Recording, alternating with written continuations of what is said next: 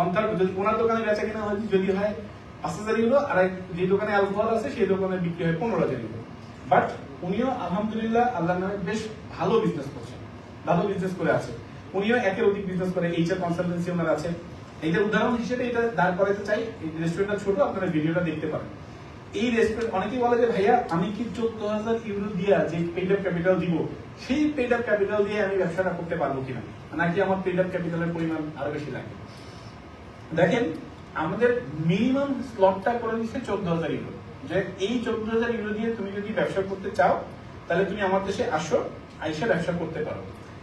আমার ক্ষেত্রে 14,000 ইউরো আমার বিনিয়োগ করতে হয় নাই, টাকাটা আমি দেখাইছি কিভাবে।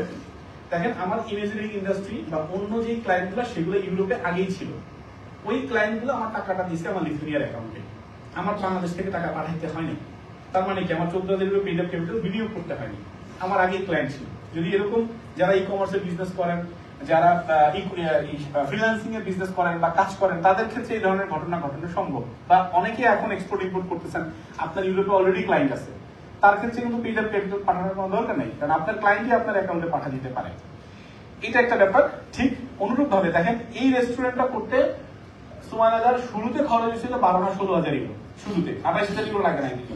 কিন্তু এই ওরা এখন এটা যদি সেল করে, ওদেরকে জিজ্ঞেস করলাম not less than 50,000 euro 1 lakh ইউরোতে শুধু পজিশন এন্ড ব্র্যান্ড নেমটা সেল করবে। কারণ ফুড এমন একটা জিনিস, এটা তো প্রতিদিন আনতে হয়, প্রতিদিন বাজার করতে হয়।